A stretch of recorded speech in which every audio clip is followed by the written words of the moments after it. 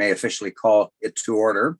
Pat is going to introduce some guests to us. So I'll hand it over to you, Pat. Thank you so much. So I just wanted to introduce some of the staff that are joining us here today. So Stephanie Rogers, if you want to wave, she's our payroll and accounting clerk for Parks and Recreation. And she's been also involved in our staff committee that has been working on the Elora Community Center renovation project. So she's joined us here today. And I also want to introduce Dan Wilson, who is our new CAO and has joined us here today. Did you want to say anything, Dan? Just good evening, everybody, and happy to be here. Thanks. Great. And then we have some other speakers, but when we get to that part of the agenda, Matt's going to introduce those. But I wanted to make everyone aware of who was joining us in the, the Brady Bunch blocks here. Perfect. Thank you. Okay. Welcome, folks. You have an agenda in front of you. Does anyone have any addendums or corrections to that agenda?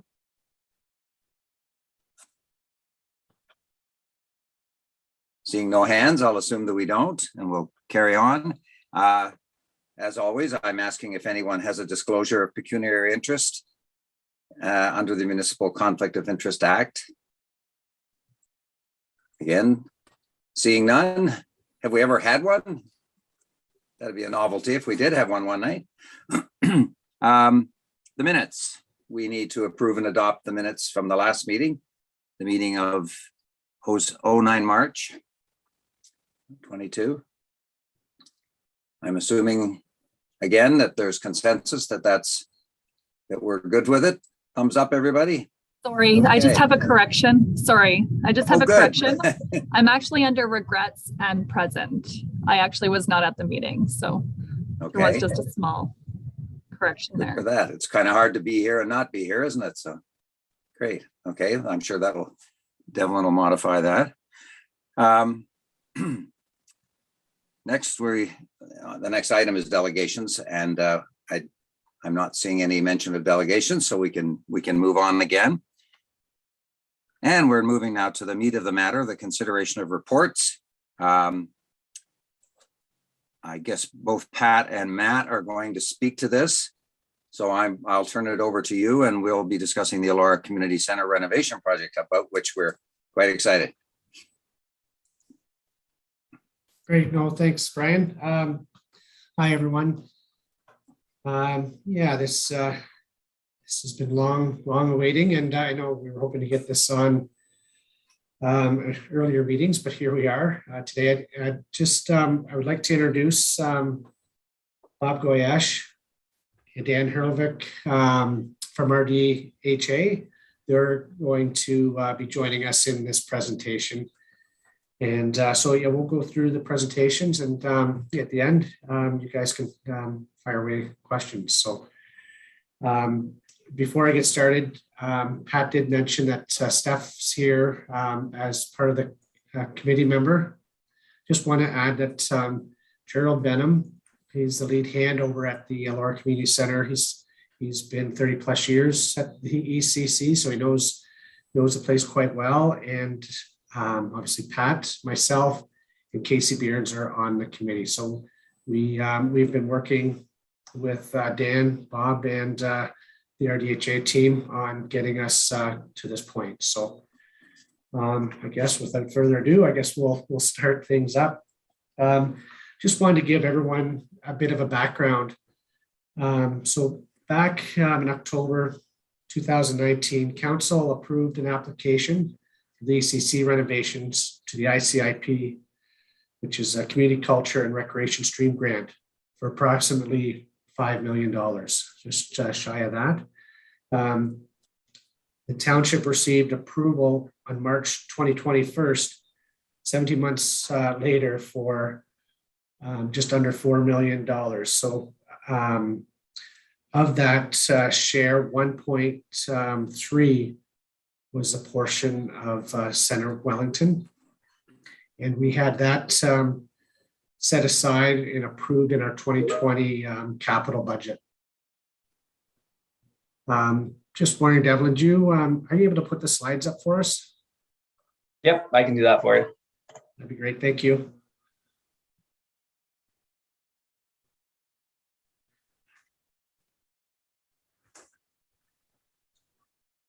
Okay.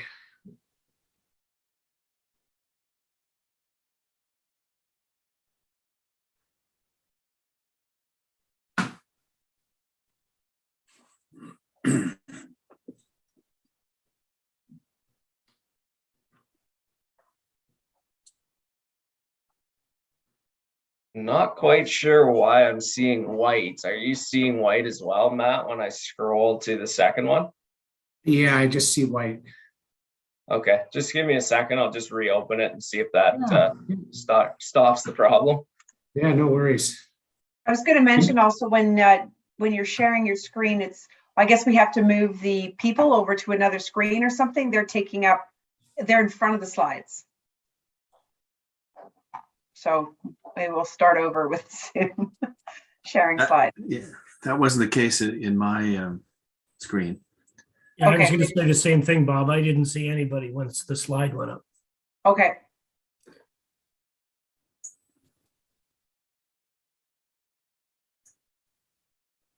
When all else fails at the IT department, turn it off and on again. So that's what they say. So as Devlin's getting that up, just wanted to share with everybody. So sort of the breakdown. So our share, or the township share, was just over 1.3 million. The feds put in just under 2 million, and the province was just over 1.6. That's just to give everyone an idea. And really, that 1.3 was earmarked quite a few years ago. Just that's when we were hoping to replace the floor at the ECC. So that's where we was able to put our portion of the money in, just to replace the floor boards and some of the mechanical system.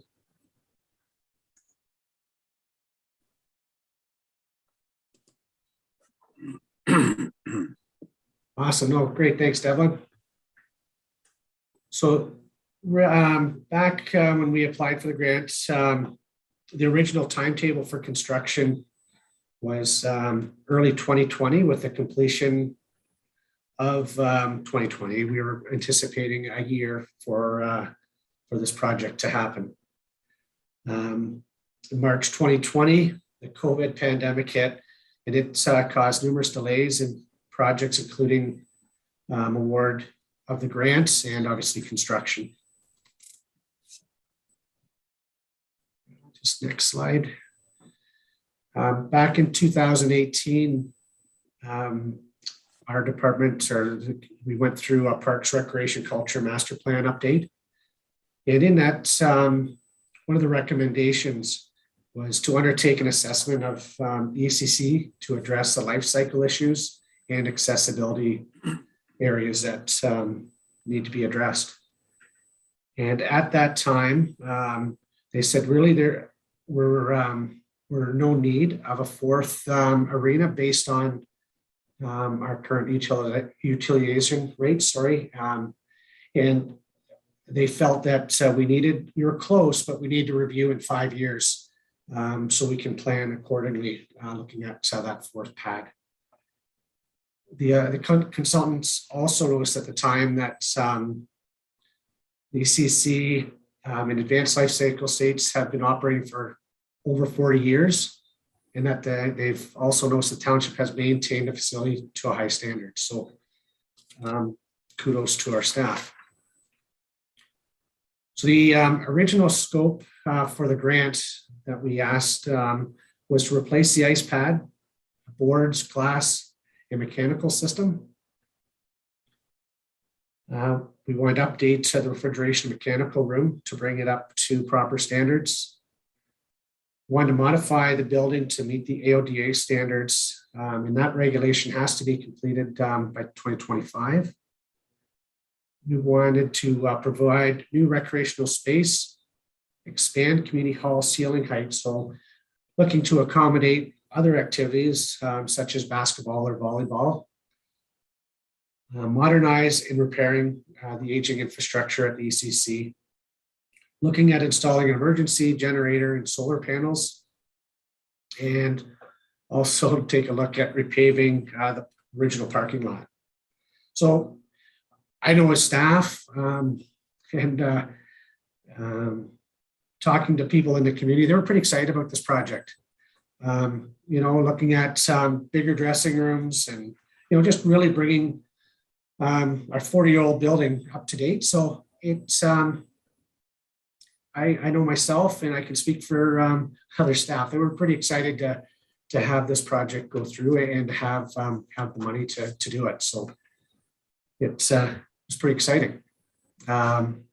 So basically, really where today's reality is at, and where we really sit today, the project has increased and the costs have increased due to basically a 3-year delay in the project. And why has this happened? Obviously there was the funding or delay in the funding, COVID challenges and COVID pricing increases in materials and labor, the supply chain delays, and a weak Canadian dollar.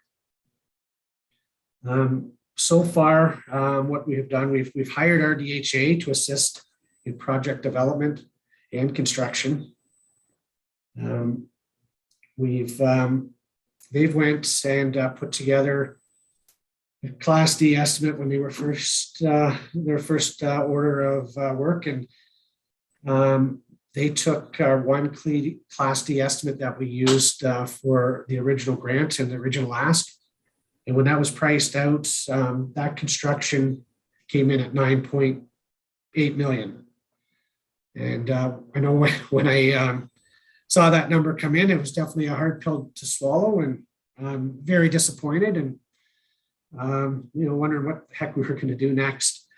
We did reach out to the different upper levels of government, and they basically said, no, we're not going to increase any of the funding levels. So we were basically getting back to the drawing board. We sort of reached out and we started doing some research. We started looking at different comparable projects, and we reached out to other municipalities who were successful with getting the ICIP grant. And they, just chatting with them, they were, and they still are, experiencing similar challenges that we're going through.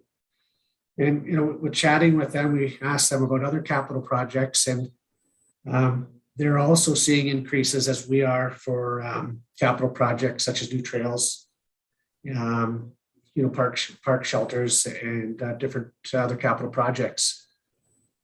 We also wanted to do some research, and we've asked around and also got some help with Bob and Dan on looking on what it would cost for something new. And what we found, it was a bit of a range from anywhere. So a brand new single pad walking track with the hall. There was one done in 2019, and the price tag for that was about 17.4 million. So that's we want to do that research just to sort of get a grasp on what a new arena and facility very similar to what we have in Elora, what it would cost. So it was, I think it was good for us to do that research and sort of get a good idea of what direction to move forward. So now what? So we have been working diligently with our DHA on just a revision of scope of work to deal with project costing. We have reduced the scope of work. So now we have no work to the community hall ceiling. We're going to delay the repaving of the parking lot. There's going to be no installation of solar panels. We're going to keep the mechanical room in the original location with some minor changes. And all the improvements that we're doing now will be within the existing building footprint. We also, during this process, we're working on a Class C budget now. And we've asked, with the work with RDHA, we've looked at some revisions on that Class C estimate, which AW Hooker surveyors have done for us. Looking at the revised cost estimate, there's still a significant contingency cost, which is included in the cost estimate of 1.3 million, which will be refined during design and tender phases. This is sort of normal at this time because we're still working on design development and pricing. The escalation pricing's coming up for 2023 and the construction contingencies. Currently, RDHA, AW Hooker, and staff are further refining renovation requirements and cost estimates. Moving forward with the project will include requests for qualification of contractors. And when we do get to tender, we'll include flexible and optional components for the project, which may be added or deleted for the project construction. So, an example of this would be taking a look. Right now, we have a fully accessible washroom in play for the community hall.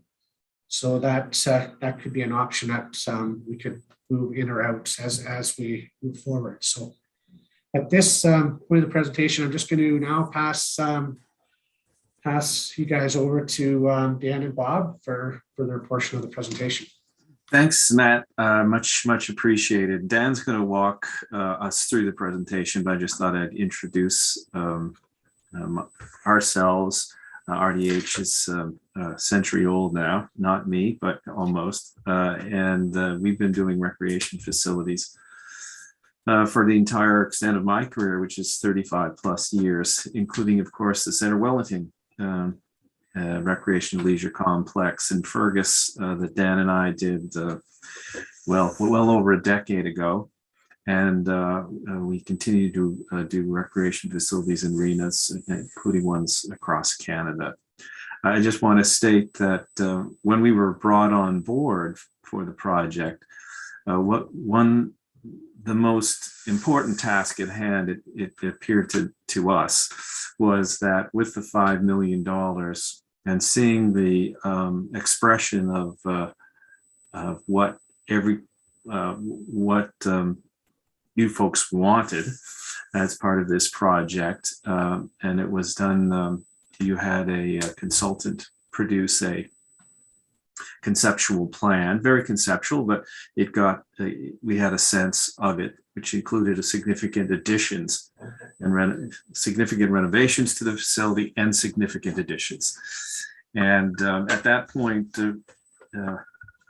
we looked at it and thought there could be a big problem here. And if we go down the road of producing a comprehensive set of drawings for this design, and it comes in significantly more, we're going to lose a lot of time. So what we suggested is we look at some options, do some conceptual work, get the cost estimator to review that conceptual work with options, and then that'll give us a better sense of how much you can bill for the $5 million. And that's a $5 million project, not a construction cost. And so what we're going to show you today is kind of how we got to that end point, the end point was a wholly interior construction or renovation. So there would be no new foundations, no new exterior work, but hopefully meeting all of the main and essential criteria of the original request. So Dan, I'll let you take over. Thanks, Bob. Good evening, everybody. We'll go to the next slide there, and I'll try not to overlap with everything Matt had gone over, but previously. But we'll go through all these slides pretty quickly. So from that scope of work list that Matt had originally presented, we took these 5 main areas or areas of focus that the scope needs to address, regardless of how much work we propose to do here, given the budget.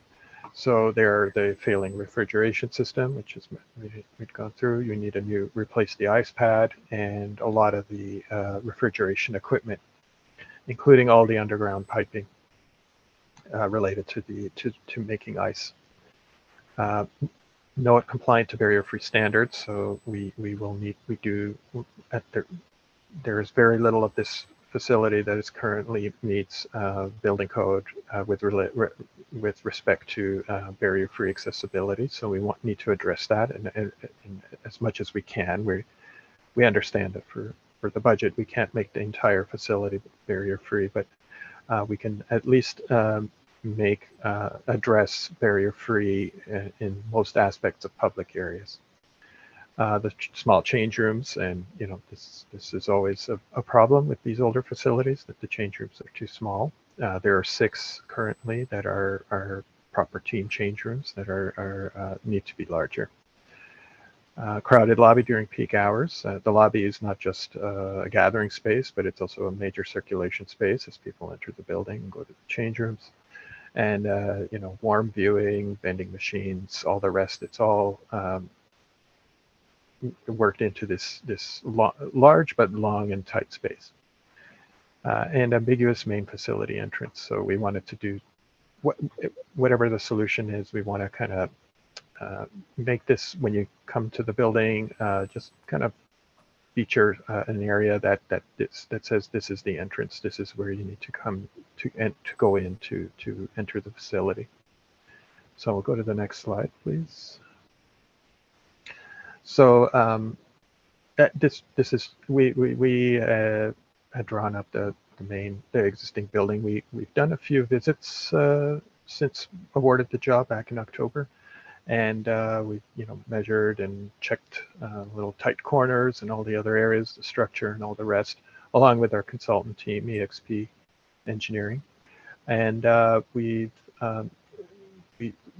this just addresses that the area has the tight lobby and 6 small change rooms and small service spaces as well. The refrigeration room is not just tight for a refrigeration room, but it also has the boilers and some of the boilers and electrical panels and things like that there as well. So we wanted to do something with that. Next slide, please. And as Matt mentioned, we started actually with an order of magnitude cost estimate, incorporating all that larger wish list that he had explained earlier, which is replacing the ice pad, renovating the change rooms, redoing the ice resurfacer room, refrigeration Adding room. change rooms. Adding change rooms. Adding change New rooms. ones. It did not include raising the ceiling or roof of the main hall. We knew right from the beginning that would be quite a major endeavor, and would in itself could eat up the entire budget. So we didn't include that, but we did include minor renovations to the hall, painting the walls, making the washrooms barrier-free, etc. So this came out to, as Matt mentioned, $9.854 million. We'll go to the next slide, and this is option 1. So now I'll just say that this cost estimates, these 3 options were done at the same time. We gave the cost estimator a package with 3 options, and we had it done at the same time, knowing that we need to whittle down that broader scope of work down to get a range of estimates and then we could figure out which one was doable given the budget and time constraints. So option 2 was just the only addition or new space would be the refrigeration room and ice resurfacer room. They were put on the southwest corner because we were considering where a future twin pad could be, second pad could be added to this facility later on if that was deemed important, which, as Matt said, would be considered in 5 years' time. And then do pretty major renovations to the interior. all the spaces except the things related to the main hall and the ice surface, the existing ice surfacer room, which would have been an expanded mechanical room. So this came out to 6.89 million. Next slide, please. And option 3 was just major renovation to interior spaces only. So no additions. But we would try to refurbish most of the spaces in the facility. So this came out to 5.982 million. Next slide, please. So we'll go to the next one. So we went with option 3, obviously. This was not on budget, but closest to the budget. And we were hoping that with a bit of refinement and frugality, we could do what was needed, those 5 points that I'd mentioned earlier, and get it close to the budget. So the ice pad, this was number 1. Can we go to the next slide? And number 2 was the accessibility and making the lobby less cramped. Next slide, please. Number 3 was to bigger change rooms and refurbished change rooms. And number 4 was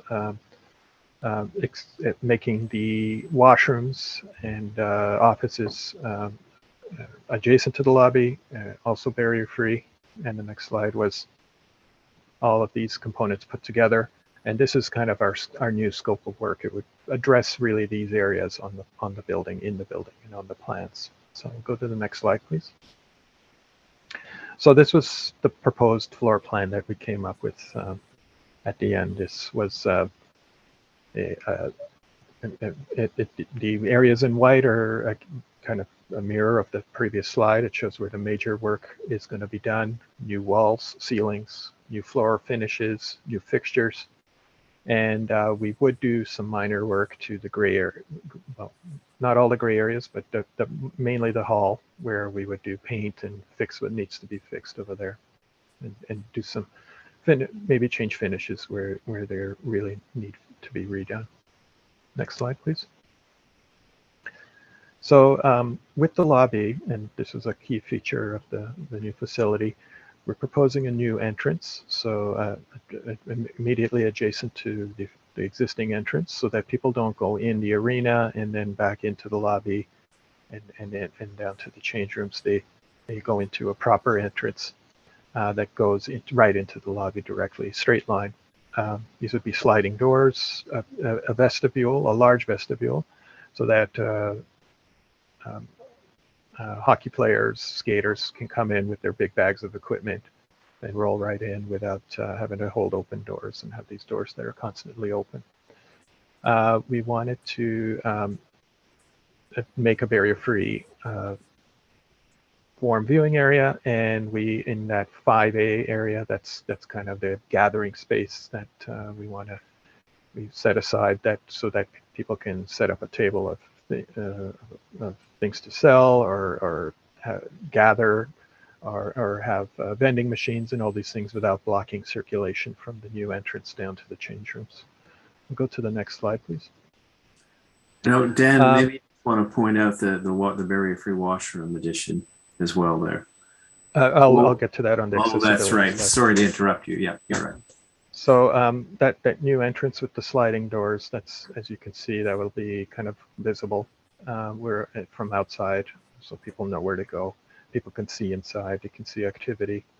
We're also proposing in this scope of work to put a new soffit. There existing. There's nothing underneath that canopy structure. It's open to birds and corrosion and all the rest. So we want to just we're proposing to put a ceiling there, a soffit that would keep the critters out and make it nice and bright, a little brighter than it currently is. Next slide, please.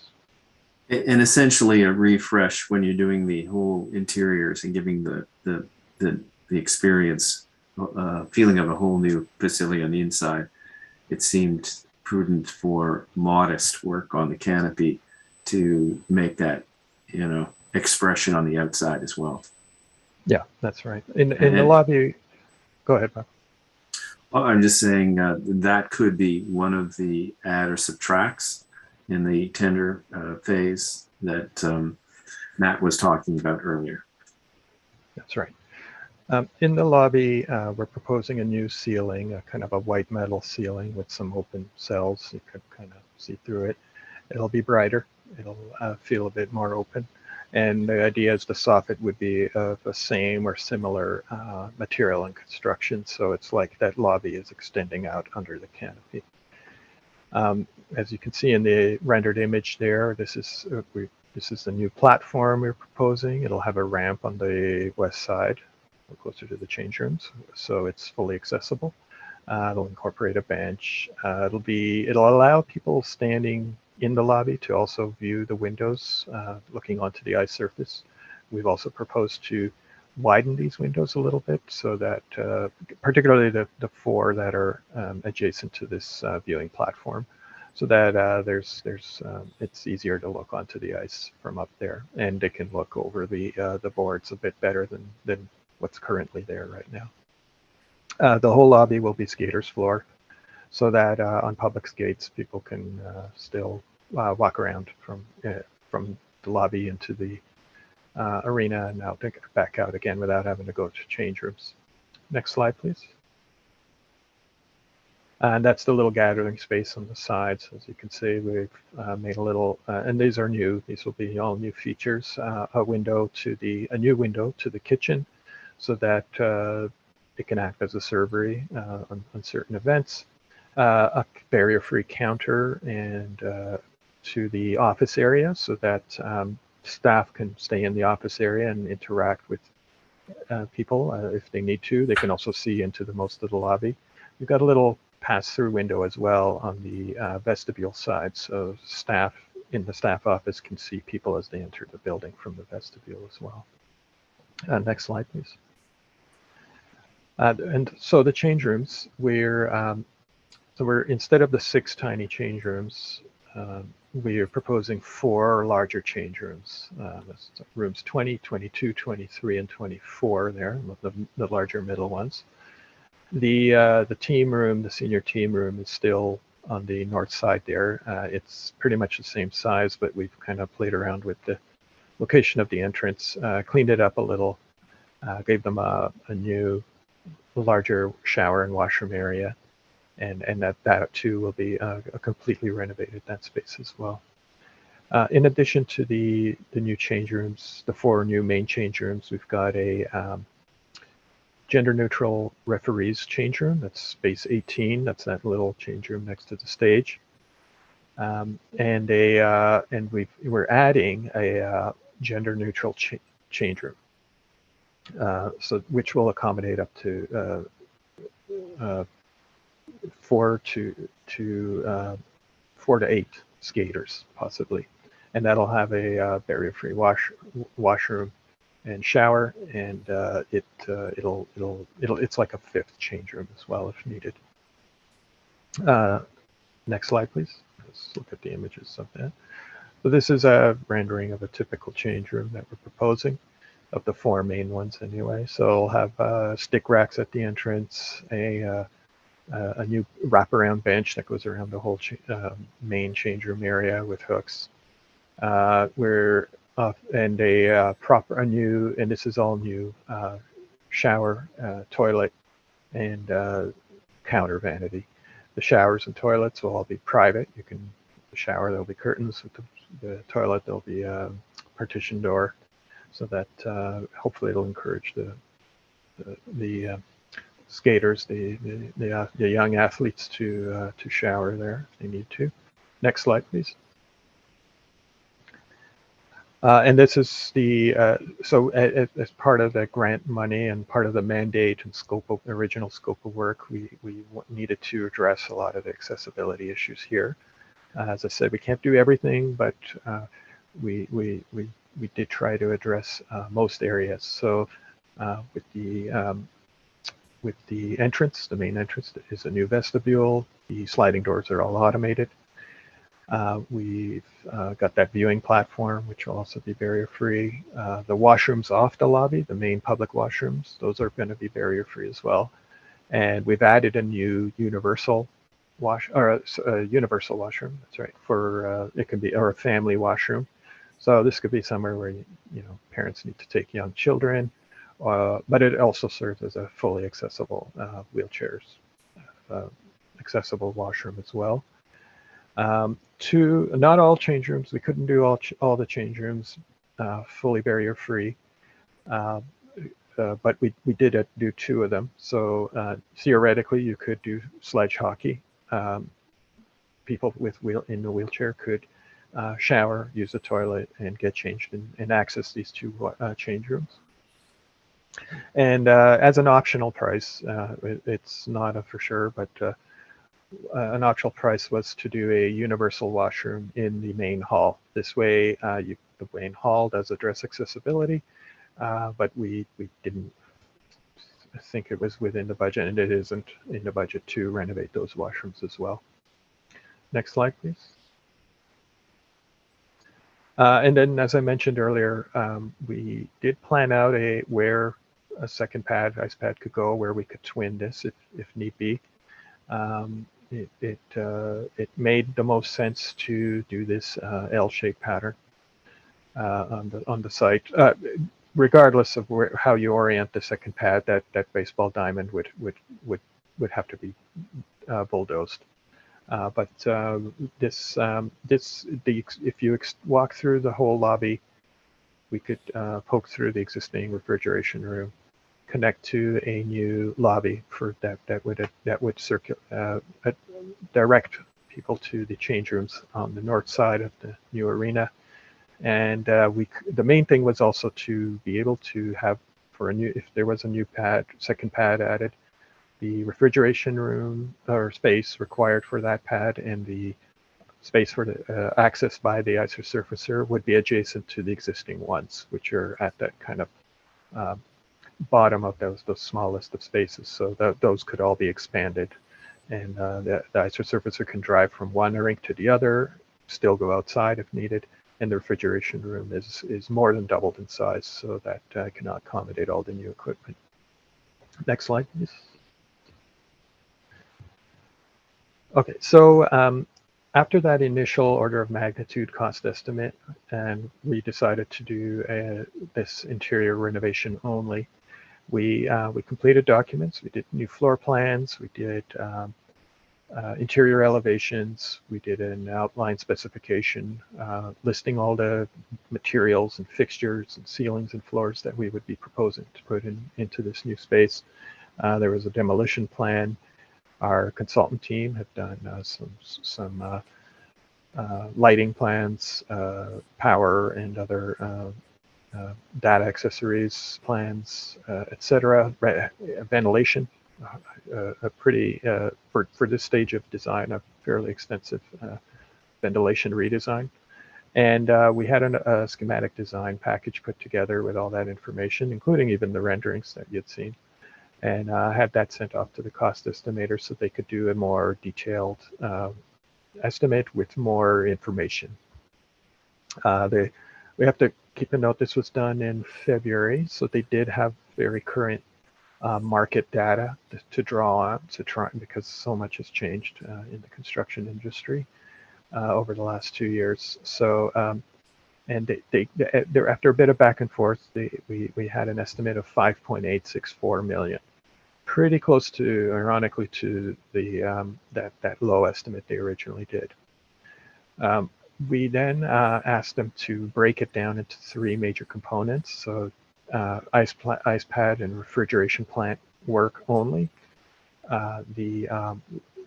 just the change rooms and all the renovation associated with that, and the lobby and concession area. Now with the lobby and concession area, I think we included all the ventilation redesign into that, so that's why that number is a bit higher than you would assume. But it does, you know, these 3 components do accurately represent what it would cost to do each one of these independently if that was what was desired, or if you were to peel one of these components off to reduce the scope. Next slide, please. almost at the end. Oh, Bob, can you just go Yeah, over this? sure. I mean, one of the reasons why we pushed for reviewing multiple options rather than just going forward is we've been experiencing significant inflation in the construction industry over the last 2 years. And it's not just on, Ontario, it's nationally and globally. And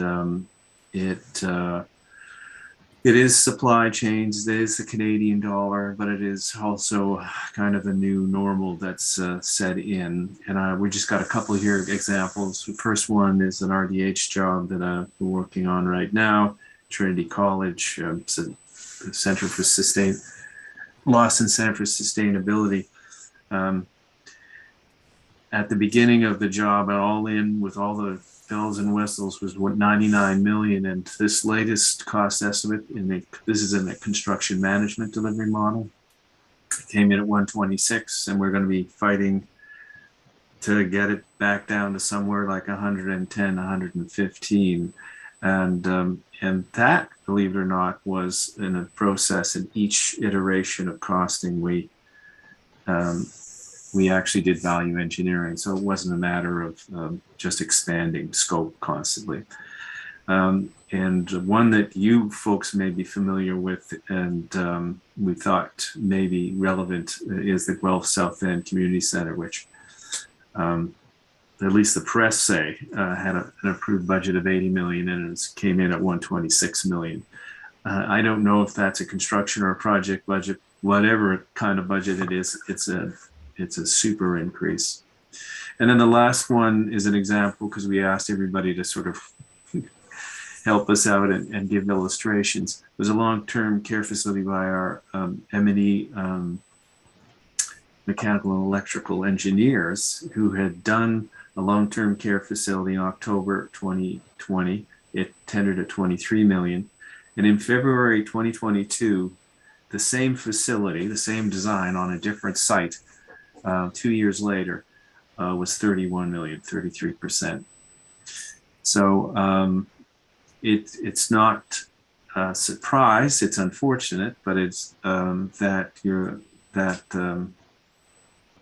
Senator Willing's initial thoughts on pricing haven't held up. Nobody's pricing has held up. And I guess the next question is, okay, can we wait it out and do it next year or some other time? In my opinion, the only time construction costs go down significantly is in a major recession. I've been doing this for 35 years, and I've seen about 3 cycles in which construction values went down, and it was in the depth of a recession. So we're not anticipating a recession. Of course, anything can happen. I do imagine, and we are hoping, that things are leveling off. So that's to say, just holding off may not be advantageous to you. And the sooner we get out to tender, probably the better. Thanks, Bob. Second and last slide, last for us anyway, is the schedule. So the challenge. Oh, sorry, Dan, just before we, so when I say, the sooner we get out to tender, the better, I do want to state that every time you do a value engineering, time passes. And then when it's costed again, if you've taken out a certain percentage, it may have actually gone up. And so our quantity surveyor has added appropriate escalation for this estimate. So we are good for a construction start in spring of next year. I believe that's correct, Dan? Yes, yeah. Yeah. So there were 2 challenges schedule-wise with this. One, this facility has 2 major seasons. So sometimes ice pads, when they go dry, are a bit unused or not used to their potential. That's not the case here with the lacrosse and other activities over the spring and summer. This is a full year-round, well-used facility, so it'll be it's somebody's going to lose out, somebody's going to lose a season, but it's a matter of timing the construction period so that only either lacrosse or hockey will lose a season here, not both.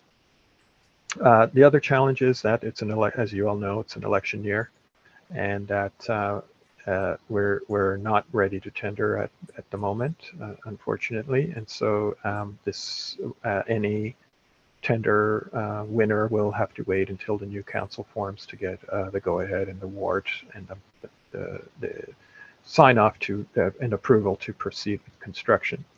So we've worked our schedule around all this, and as you can see, we're at the end of that first bar, the program validation and preliminary design. We as the design team are ready to start with design development. We're just waiting for the committee of the whole and comments back from them, as well as you guys, to incorporate into any design development documents that we do. With the idea is that we will be able to put this out to tender to contractors in the fall, well into the fall. That's actually not a bad thing. That's probably pretty good as we get close to the holidays. Contractors are thinking about the following year, and they are more keen to bid on even small jobs as this is. There will be they will have a generous time to bid on this, considering the scope of this project. We will have the contract execution, so the new council will be able to approve this just before the holidays, and then we will be able to finalize everything just after the holidays.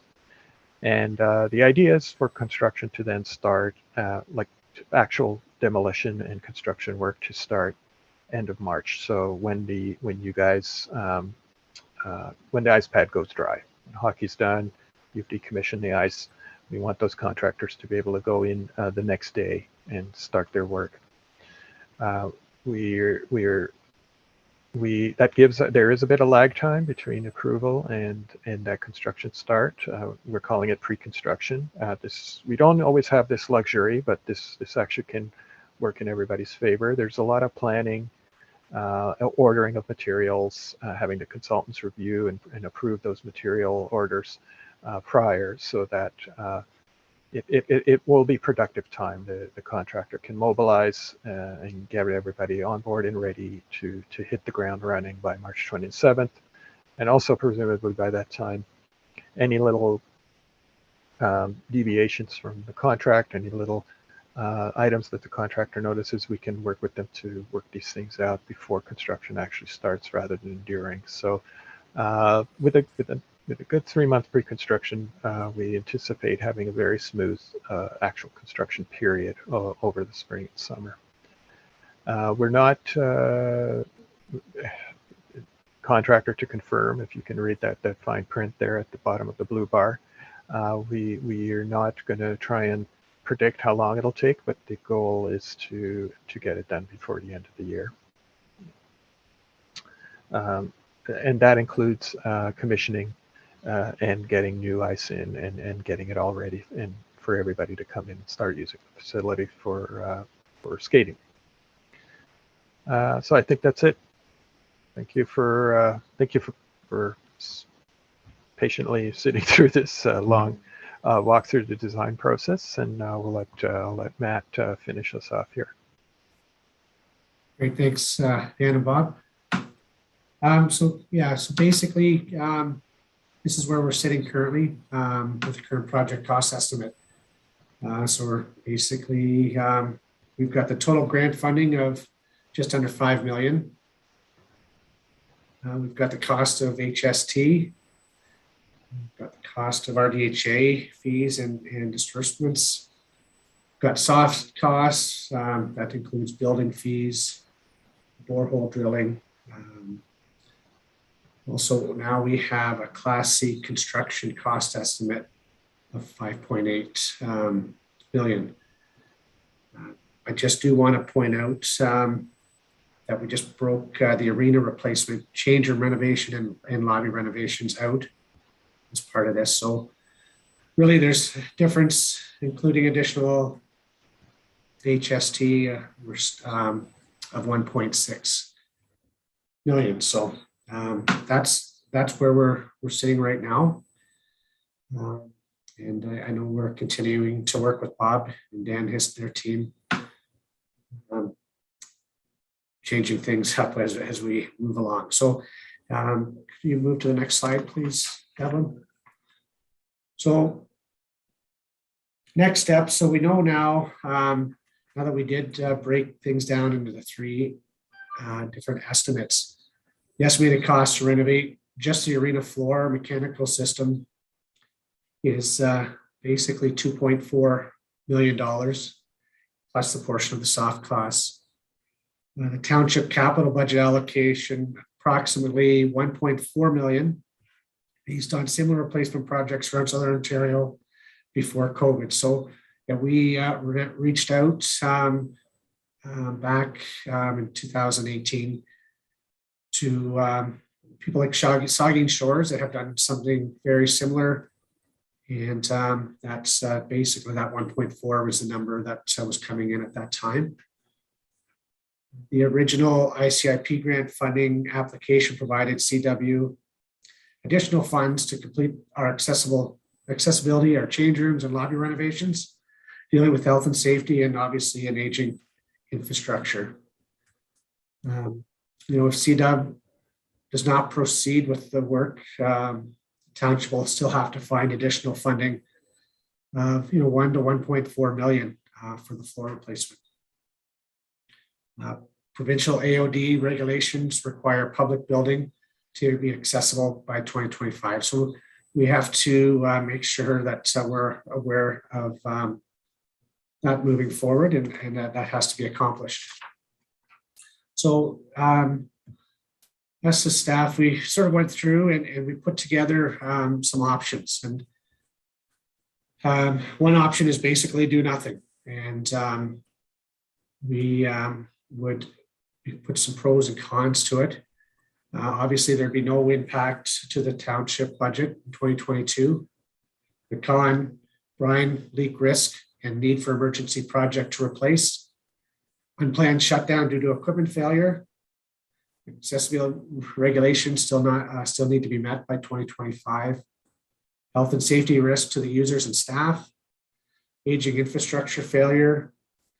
And obviously we would lose the 3.6 million of upper grant funding if we did nothing.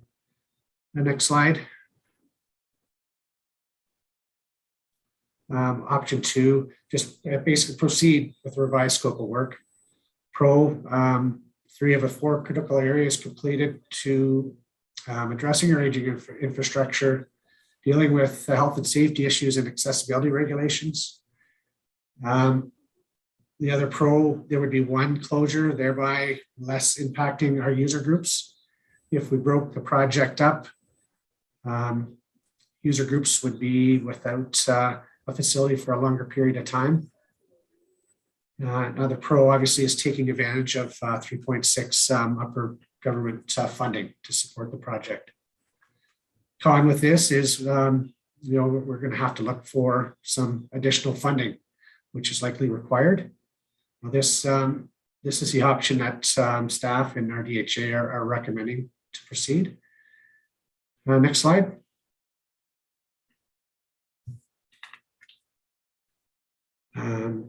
So basically just proceed with the arena floor. So yeah, the arena floor operations will be safe for all. The cons to this, there's still a significant scope of work that needs to be done at the Elora Arena.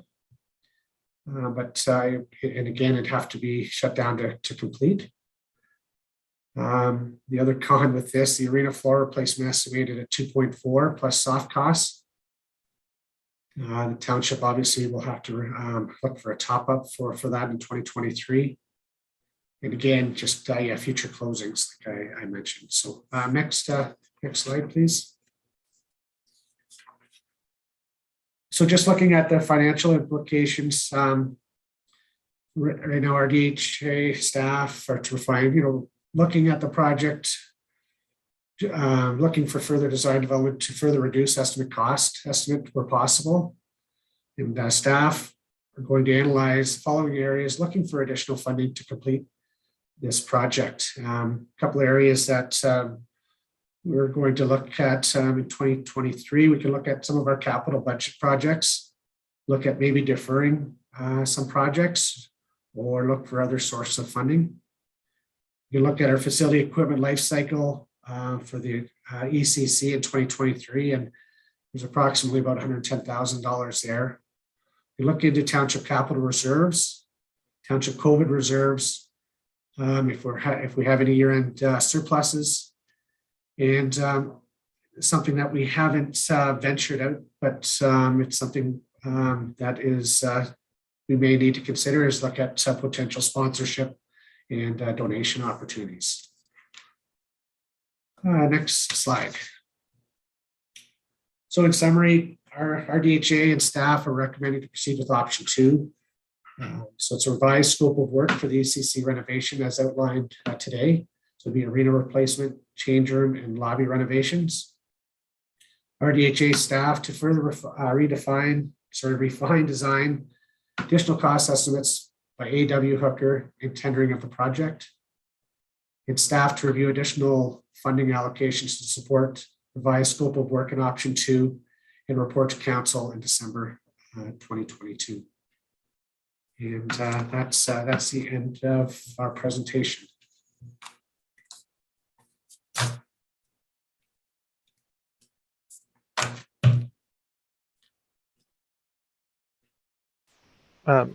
Sorry, Matt, you're on mute. Sorry, you're on mute, Brian. Dan, did you have something to add? Yes, I was just going to say that I don't know if it was clearly communicated, but the cost estimates that we've had to date and in the future will have escalation built into it. So they do anticipate that this will be the construction will start in early 2023, and they've padded that original their core estimate to reflect as higher prices as time goes on. So that's included in that, and that we will have 2 more estimates done, one at the end of design development, which would be the next phase of design, as we kind of finalize all the key components of the work, and at the end of working drawings, which is right before we put this out to tender to general contractors. So that we know we're on track. We know we're kind of maintaining that number we need, and as time goes on, they will adjust their escalation as needed. So sorry about that. I'll open it up for everybody else now.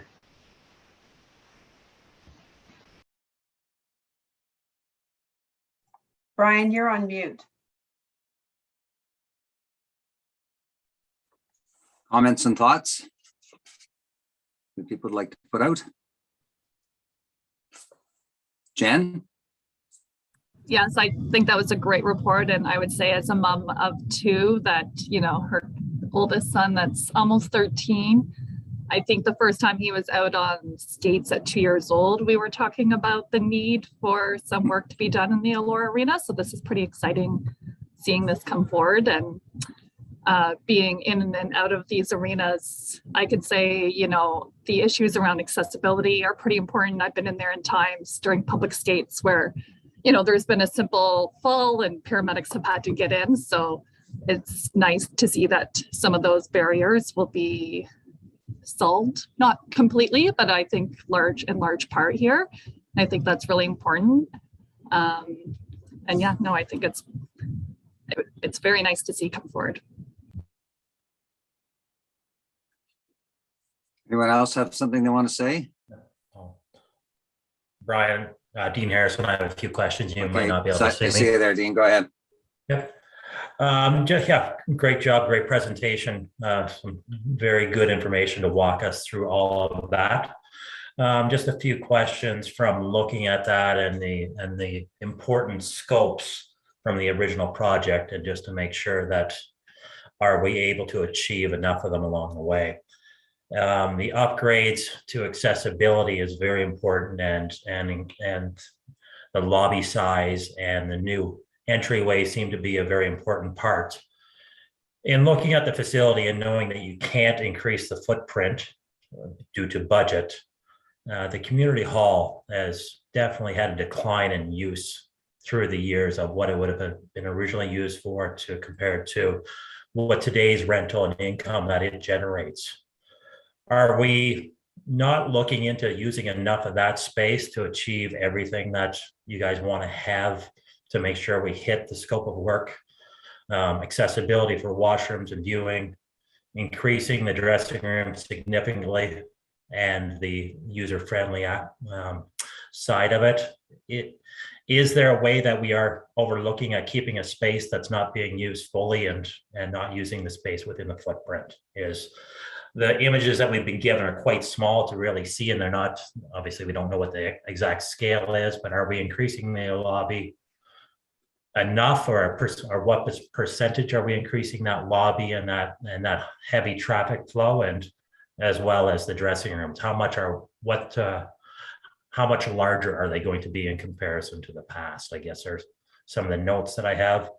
And then lastly, at the start of it, 2018, there was a discussion there that showed that there would be a review in 5 years of where the community's at as far as where the second or additional ice pad would be, and what's the update on that? Because by the time this project starts, we're going to be at that 5 year, and will the review be done at that point?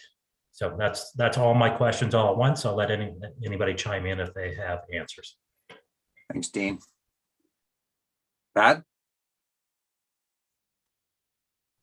Yeah, I'd like to take a couple of them, and then I'll defer to our consultants and Matt for a couple other ones. But as far as the review of the second ice pad, that was a recommendation in the 2018 Cultural Parks and Rec Master Plan. And it is in the budget for us to do that in the next 3 years, and to bring a consultant in to measure the need for that fourth pad in Center Wellington. And that wouldn't necessarily tell us we need to build one today. It would tell us when they predict it. So to make a long story short, Dean, we have to do that assessment, but part of the numbers that they use for that assessment are number of kids registered in the and adults using and registered in the sport. And with COVID, that's a difficult number to track right now. So I predict that 2024, after we get through the 2022, 2023, the 23-24 season, we will have much better numbers to assess the timing of that. The goal is to assess it in time to start to put that into our DC study so that we can start saving and putting money aside.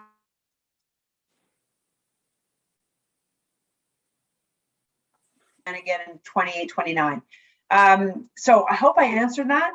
And sorry, Pat, you dropped out there for part of that. Did she drop out for everybody else, or was that just to me? Okay. I got a little sign on my computer that said your internet is unstable. It's raining here, so my internet is unstable.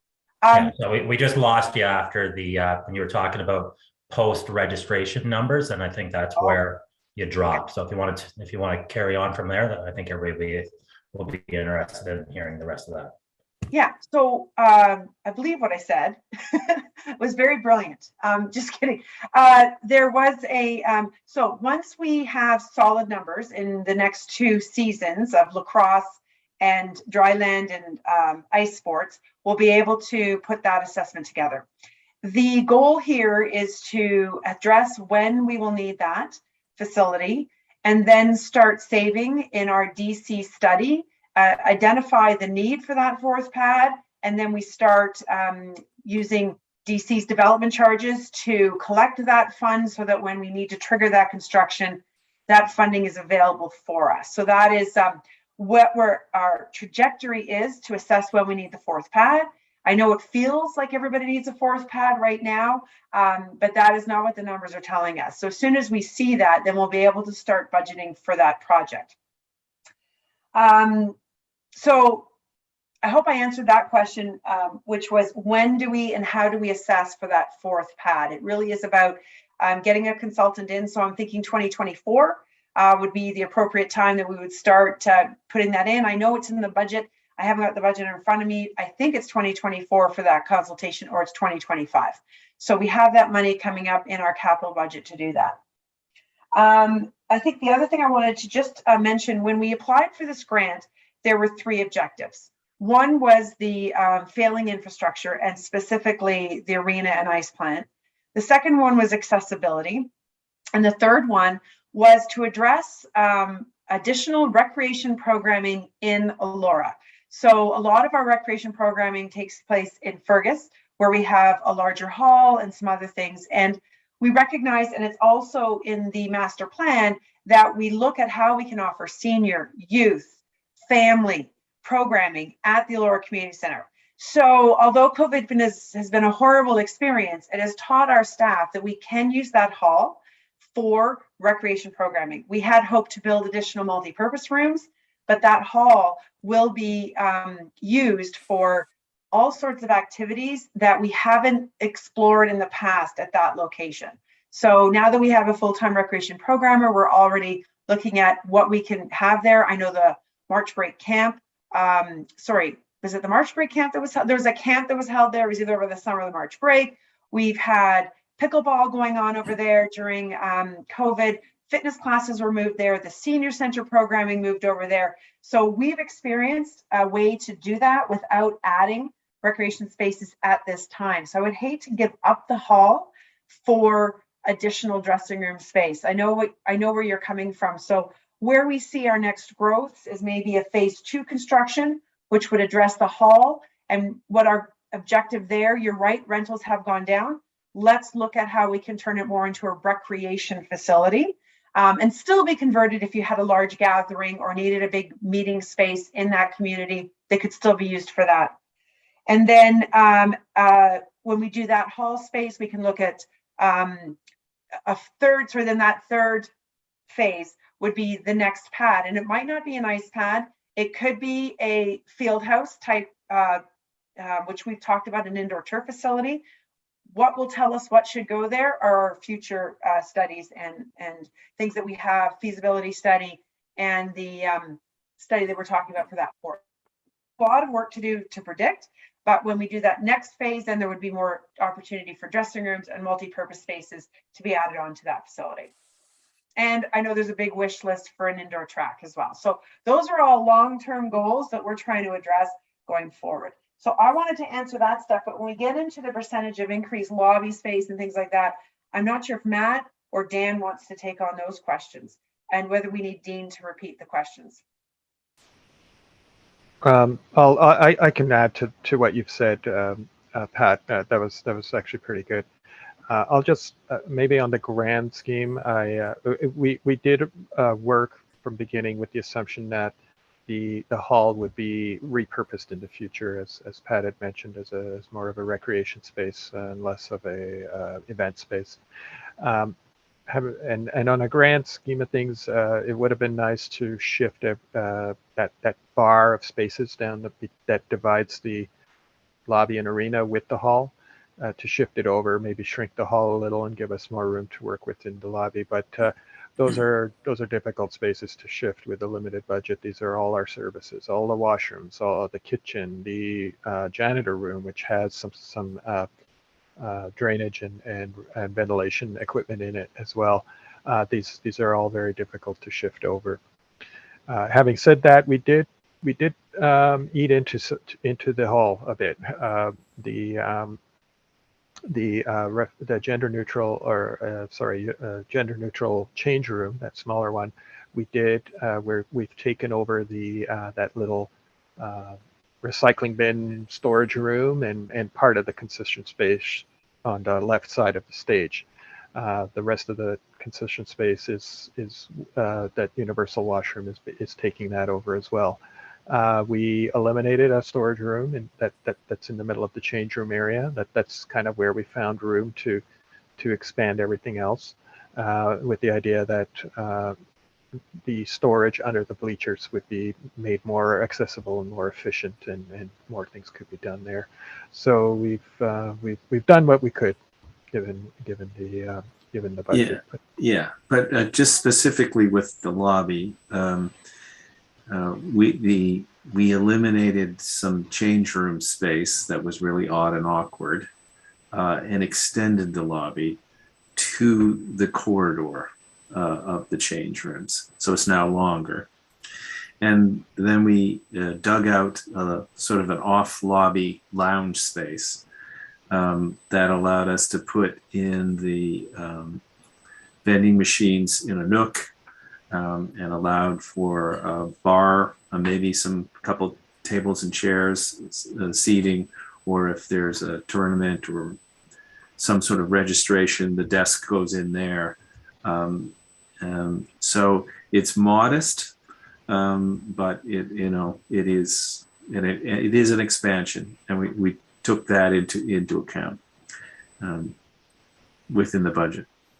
And the change rooms themselves, I don't know what percentage they are bigger, but they certainly are bigger and more better organized, with better shower and bathroom facilities, because we actually did measure them. There was no accurate documents. So Dan and Jim of our office, with a little help from me, but not much, measured the building. And so we have a somewhat accurate floor plans. And we work with Matt to ensure that the rooms were bigger and more practical for the use. And two of them, of course, are barrier-free. So we pushed and pulled and grabbed everywhere we could to accommodate. And I think we were fairly successful, given there was no expansion. Matt? Thanks, Bob. Sorry, just to add to Bob and Dan. So Bob and Dan, they designed the Sportsplex back in 2005-ish. And I know when we were pretty adamant about having bigger change rooms. When we compare the change rooms, we chatted, they're slightly bigger than what we have in Pad B. So they are bigger, and they're bigger definitely than what we had at the Elora Community Center. So ideally, I'd like to see them bigger, but with what we're working at, that's where we're at. So Dan did mention that we did steal some storage space, and tomorrow night we're talking to the user groups at the Elora Community Center, and we'll be chatting about storage space. But for people familiar here with the Elora Community Center, underneath the stands, there's an opportunity there to really clean things up, and that's the option we're looking at to make up that storage area for the groups. Obviously, people have been down there. It needs to be cleaned up. There's stuff down there that's been there probably 40 years. So yeah, I just wanted to mention that to the group, that we will be chatting with the groups tomorrow night. And sorry, Jen, you had your hand. Go ahead, Jen. Thank you. I actually just wanted to make a comment on, coming out of COVID and taking some time to see the number of users coming back into the arenas. And I am aware Center Wellington Minor Lacrosse, their season has begun April and will go through till August. Is about the season for Center Wellington Minor Lacrosse, and their registration numbers are the highest they've ever been. Largely, it's the young group that we're seeing the huge increases in.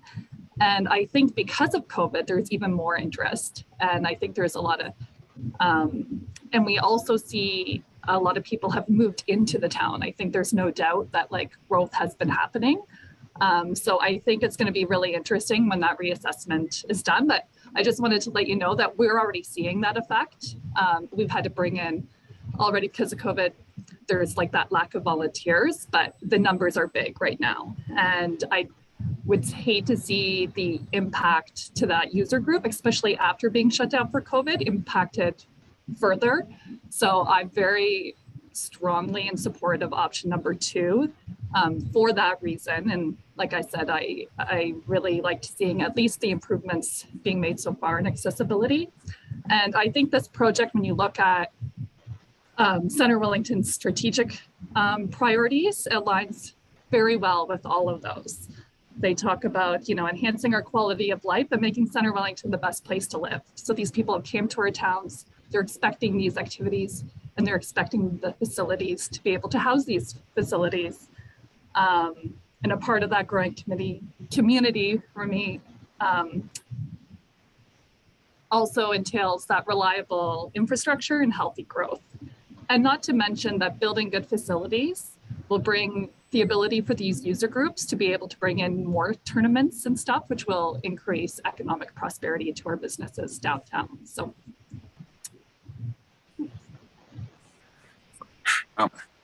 Well said, Jen. Thank you. Anyone else want to say anything? Neil?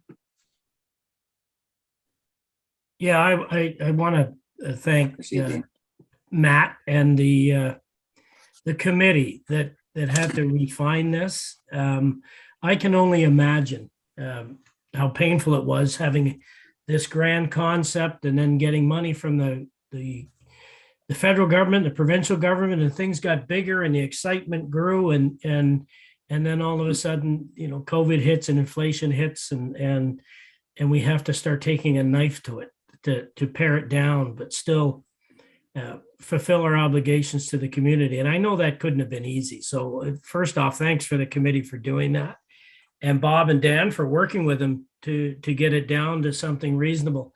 I think the plan that you've got going forward, because the stupidest thing we could do here is give the federal and provincial money back.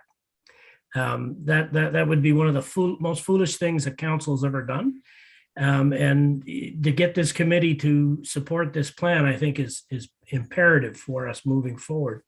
Giving that money up is foolish, and getting, because to give it up, you still have to get the accessibility issues solved by 2025, and that would be on our dime. So let's get as much of it done with the provinces and the federal government's money.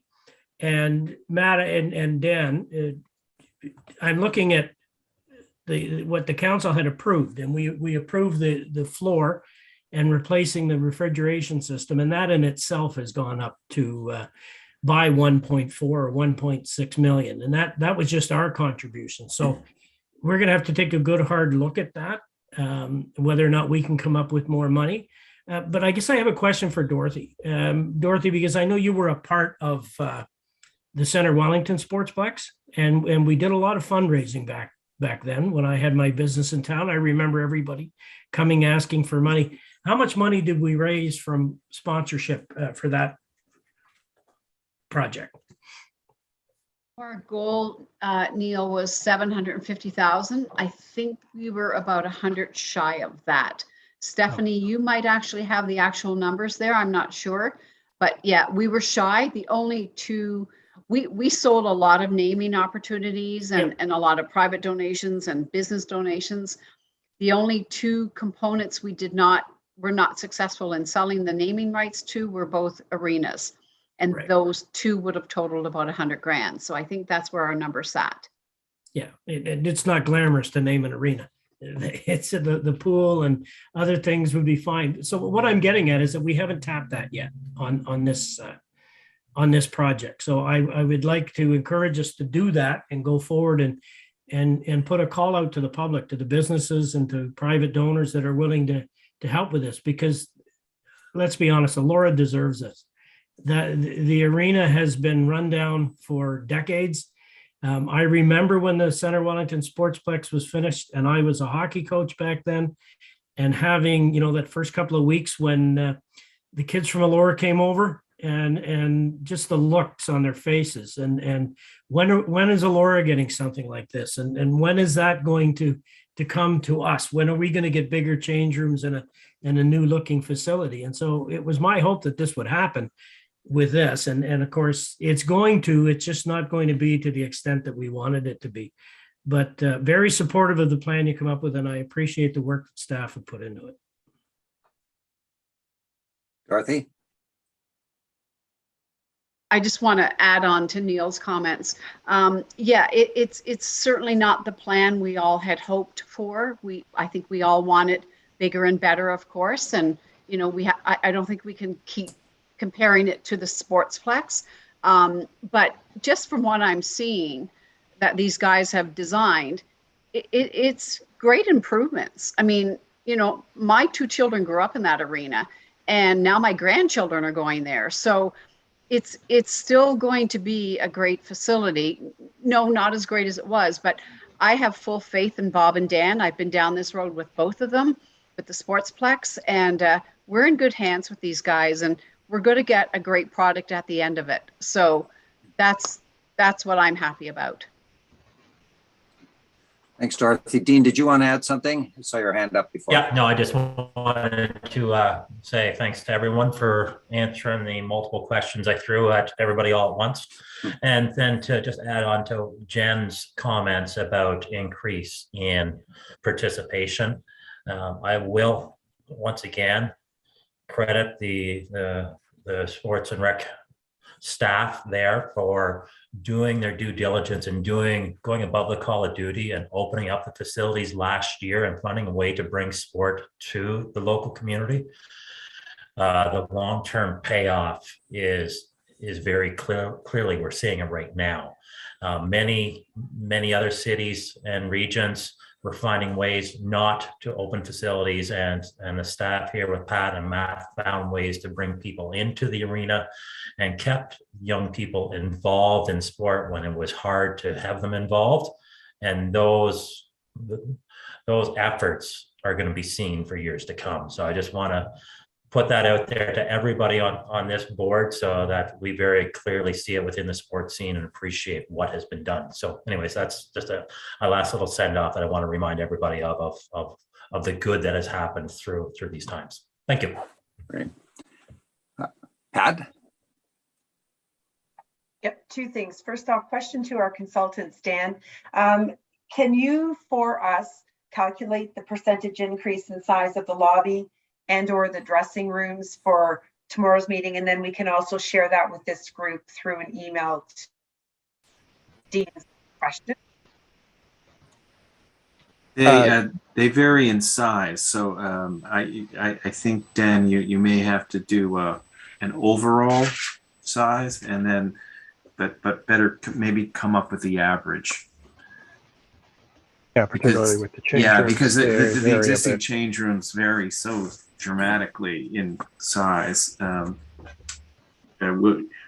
Yeah, the answer is yes. We'll just have to be clever about, honest, but smart about how we present it to you.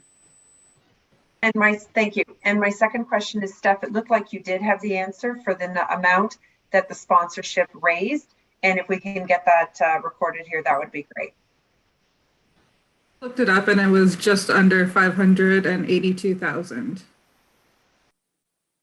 Wow. That's great. I remember those efforts. Yeah. On that, with the research that's been done in like similars that are facilities that have had upgrades or communities that have been building new projects, is there an estimate on private funding that has gone into additions and new builds in similar situations that have been looked into in today's world? We certainly don't have that information. Maybe Pat does. No, my answer was going to be we don't have those numbers, Dean, but once we hear that the option 2 is accepted by council, then we will begin that process. I believe it depends on what community you're in. Are you talking you're in Oakville or are you in Mount Forest, right? So there's a lot to consider with that. We've just got the numbers now, so we'll have to take a look at that, assuming council give us that direction. I was just curious as to see if there was a target within that they felt that the community could come up with. Yeah, and we're also post-COVID. So there's a number of things to look at. Neil might have some insight. I talked to some areas around us and people that had targeted in the past when they had a big build, either for a community center or a cultural center like a theater or something like that. And everybody in the last 10 years or so have fallen slightly short of everything that they put in there on their targets, with the exception, oddly enough, of hospitals, which have really made their targets and have gone over and above. And here in our own community, we were very, very successful at that. But when it came to recreation and arts and culture facilities, a lot of counselors that I talked to were telling me that they always thought they'd get a mill 5 or just over a mill, and they always came in well below. So we have to make sure we target and we're not aggressive, but we get it out there to people and that we need help. And this is a great community. I think they'll come and help out, but to rely on it is the hard part. Thanks, Neil. That's a great answer. Okay, Dorothy. Sorry, I'll be real quick. Just to touch base on that, when we were fundraising for the Sportsplex, we at the same time, the fundraising had begun for the hospital. So we had a lot of competition we were dealing with, and you can't consider a hospital competition like that was everyone's priority at the time. So I just wanted to bring that to your attention. We're not faced with that right now. So the timing's good on this if we have the resources. Okay, it appears that we've come to the end of this particular conversation. Kudos to all involved. Excellent material, excellent work. Dan, I remember Roundthwaite, Dick, and Hadley well from my career. Anyway, appreciate all that you've done. This was a very professional and very helpful guidance for moving forward. Yeah, thanks to everybody for your support and for these good questions and conversation. Before we move on to sorry, go ahead. No, I was done. Thank you. Did you want to say something, Neil?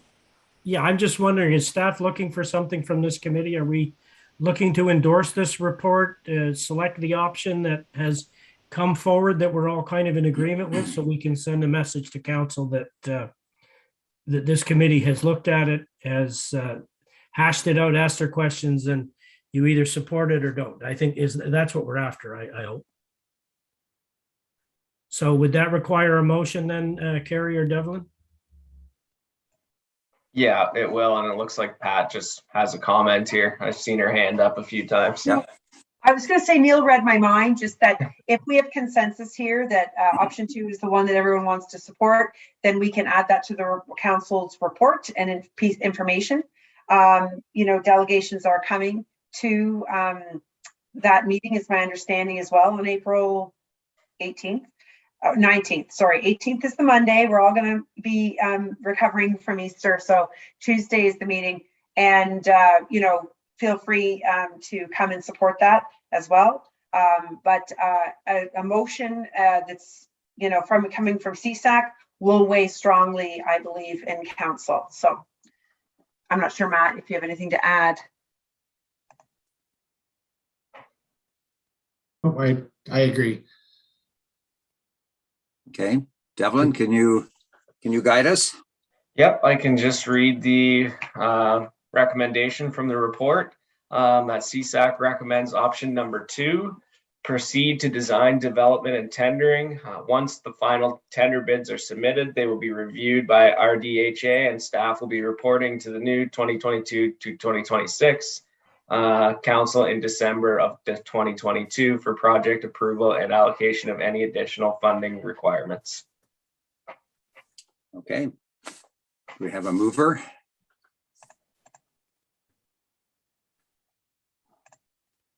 Jennifer has her hand up. Move that, Brian. All right, I got so many screens here. Okay, moved by Jennifer, seconded by, Dean has his hand up. okay, I found you there, Dean. Okay, seconded by Dean Harrison. Any further discussion?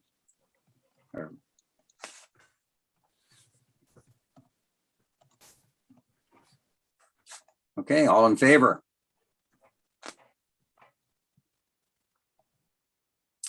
We are carried. Thank you, thank you.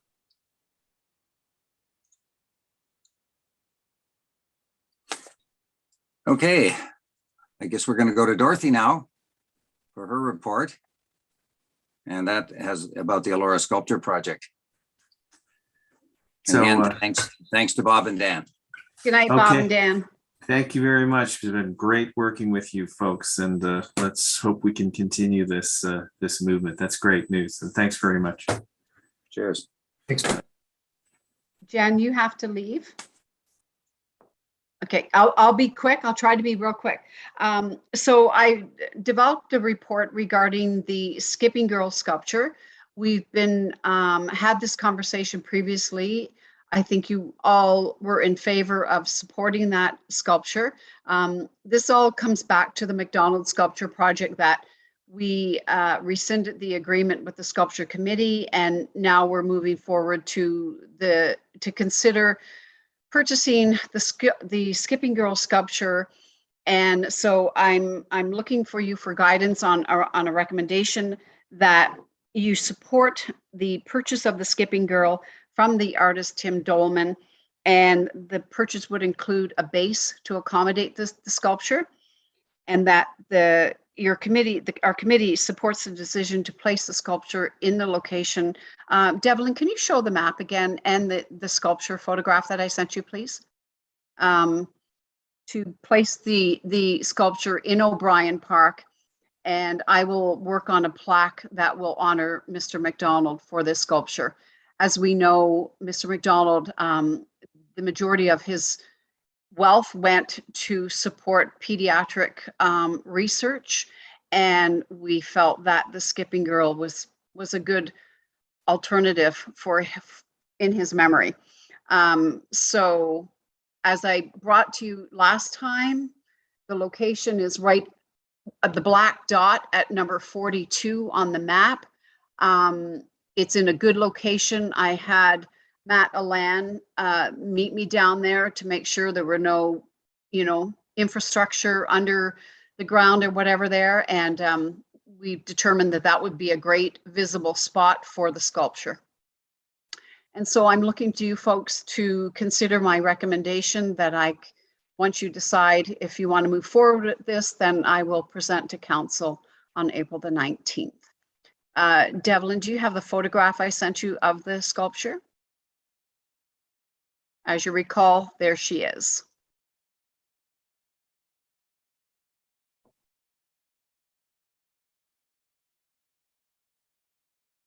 Any questions? Jennifer? Sorry, Brian. Sorry. I see you. Go ahead, Jen. Just a quick comment. Again, glad to see this one moving along. I felt like, we kind of have been stalled on this one for a while. So it just feels good to finally get this one in a place that I think we'll be seeing. I think the location is perfect with the new upgrades and everything there, and central in that area. And I fully support the motion as written. Great. Okay. In this case, will we do the same thing and have a motion? Is that the requirement? Yep, Kim has her hand Kim up. has her hand up. Okay, go ahead, Kim.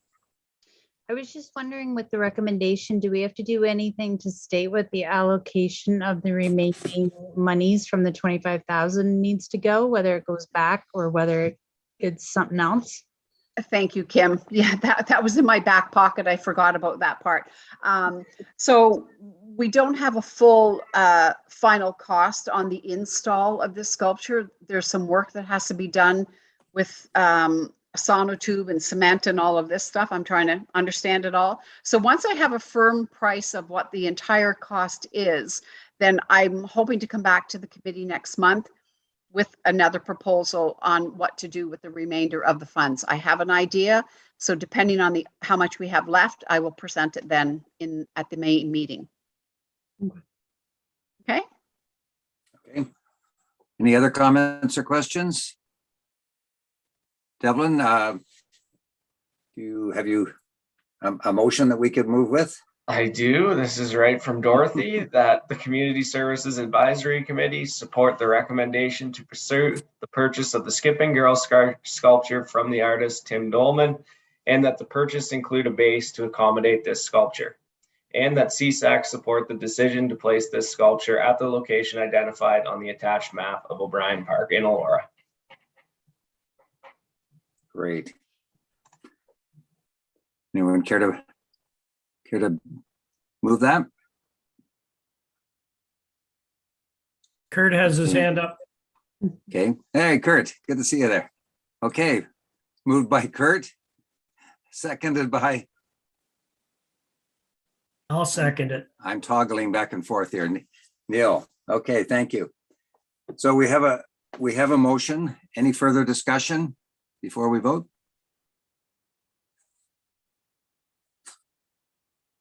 Okay. All those in favor of this motion?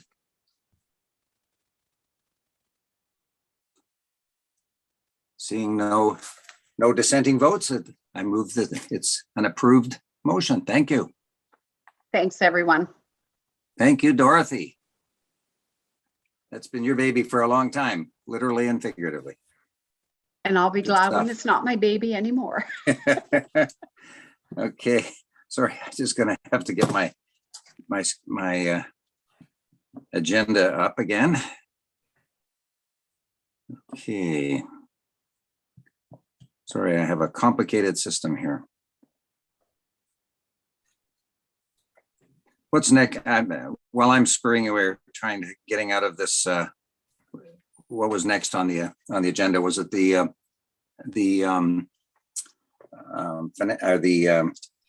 Healthy Growth Committee? Is that the next item? Sorry, I'd have to. Okay, here I go. Okay, so that's me. The Committee of the Whole of the Healthy Growth Committee and two subcommittees continue to meet on a regular basis. One deals with planning and policy. The other deals with financial incentives. It's been a lot of talk and a lot of expert advice and a lot of good ideas and ideas proffered and rejected. And we're moving towards, I think we're getting to the sharp end of the stick. And I think we're not too many meetings away from having recommendations to pass on to council. So it's been a tremendously involved group of people who are really feeling this need for thoughts about housing and how to get more of it. And of course, in the background, we've had all kinds of provincial government and the house builders organizations offering ideas and concepts and points that should be done. The province has countered. If you read the Globe and Mail on Friday in the real estate section, there's a story about affordable or attainable housing just about every week. This is an issue that's really galvanizing a lot of people in good ways and bad ways. But anyway, we move ahead, and I'm very glad to be representing you on that committee. Kurt, way down in the corner of my screen there. Do you have any thoughts? Kurt just posted that he had to leave. So okay. Still there or not? Well, we'll move on from that one then. Neil, do you want to do the council update for us, Sure. please? And just so you know, Kurt put in the chat that there's no turf facility update. And okay. Maybe we'll just say we'll take the turf facility and add it onto the side of the Elora Arena. How about that? That'd be nice. Start that discussion now. Okay, so my update from council isn't too big. We had a lot of talk about termites. And we've instituted a termite program where the township will be paying for nematodes to be spread around the termite area. And the residents will be responsible for their own properties, their home, and trying to control them that way. And the whole concept there is, as a township, we need to stop the spread before it it gets out of control and we end up having the entire township engulfed in these things. So we're doing our part. The residents do their part. We have the best chance of getting this under control. So that's basically in a nutshell what the termite program was about. We had a conversation about diversity, equity, and inclusion, and that conversation will continue. The staff have started an education process, and I think they made a wise decision to educate the next council, because by the time they get through things, we'll have a new council. And rather than pay for it twice, we just save the education of the council after the next election. And I think that's good. They've decided to move ahead with a light program, I believe, Dan, if I'm correct in that, to highlight some of the diverse groups that are in the community during, special events like Pride Week, and then some of the Indigenous holidays. We can light up the community that way. So that was diversity, equity, inclusion. I think might be of relevance to this committee was we also upgraded voted to continue on with the cultural heritage landscape work, so that places like Pierpoint Park will be included in that cultural heritage landscape. And there's a process for doing that. And what council voted on was following the process that was already established. And we have a consultant that was hired, and we had money put aside, and we just gave approval for that the consulting group to carry on. And we expressly talked about Richard Pierpoint Park because there was a notice of motion about us declaring it a cultural heritage site by ourselves. And that got voted down because we had already done the cultural heritage landscape. And there is a process to heritage, and we were just following that. So those are the highlights of the meeting. If anybody's got any questions, I'd be happy to entertain them. I have one question, Neil. Is the termite map up to date? Well, there's the $1 million question, Brian. It is close, I would think, because of the studies that we had done last year. However, there were people who denied the study group access to their property. So there could be people just outside the edge of the termite zone. So that still has to be done. And I mean, it's in everybody's best interest to let us know, or let us on your property to have a look. That's, we need to know the entire scope of this so we can contain them, right? So there was a lot of work done. So the area has been redefined. Is it complete? I would say I'm not quite so sure. Dan, do you have any comments on that? Yeah, thanks, Neil. So the consultant we want to hire to do some of the termite management, part of their job will be to identify areas where termites may exist in and around those borders of the termite zones. So we can focus in on the termite zone areas, the areas sort of immediately following those zones, do a 5-year program, and then do a new assessment and a new map based on where we are 5 years from now. So that's the goal anyway with the new program. Okay. Thanks, Dan. Anyone else have questions for Neil? Okay. We move to staff updates, parks and facilities. That'd be Matt. Brian, you probably have heard enough of me tonight, so I have nothing to report this month. Okay, well, Dorothy, we can never have enough of you, so go right ahead. Oh, thanks, Brian. Not that we've had too much of Matt. Sorry, that didn't come out right. I just want to share with you this weekend, if you're out and about, the Elora Antique Show is happening at the Elora Community Center. This is our first real event in 2 years coming back. The organizers are from Prince Edward Island, and they're pretty excited to be coming back to Elora for the weekend. This event brings in a lot of traffic to downtown Elora, and so we're excited to have them back. As is all of our events are planning. They're all working on coming back to live events this year. So it's going to be a busy summer, and we're just excited to work with everybody to get them all back in. I'm trying to work on a banner program with RTO4 and our special events right now. We just feel like they need a boost, and so we're we're trying to create some fancy new banners for all our events to draw some attention to them this summer. So that's one of the projects on my plate right now. There's a lot of other projects in the background. Some are I can't announce yet because they're confidential, but I can't wait to announce. And but we've got a lot of projects, a lot of irons in the fire right now, and I can't wait. Hopefully, into the May meeting, I may be able to share some of them with you. I'm waiting on some answers from some significant projects with significant dollars attached to them. And once I hear about those, and I'm hoping to have some good news at the next report. So that's all I have right now. Thank you. Thanks, Dorothy. Also in your bailiwick, another event that's definitely on this year is the book sale on the 6th, 7th, and 8th. Yeah, we're not connected to that one at all. No, I realize that, but it's certainly in our event. Yeah, it's in our event listing, and that event listing is really growing this summer. So everyone is anxious to come back. So we're happy to welcome them. Hallelujah. Thanks, Dorothy. Yeah. Pat? Yeah, thank you. First of all, I just wanted to add on to Dean's comment, and thank you for recognizing Matt and myself for the COVID strategies over the past year. But there is a team that works with Matt and I, including Stephanie, who's here on the call, and Dorothy, and a slew of other people. I just want to give a shout out to all of them who it was very difficult for people in community services and parks and recreation to close our doors. That is not who we are. That is not why we're in this field. We're always about trying to get as many people in as we can. And they really worked hard to do that through COVID. So thank you, Dean, for your comments, and we will pass those on to the rest of the team. Lastly, I just have to announce something that has completely devastated our department. And that is that Dorothy is retiring.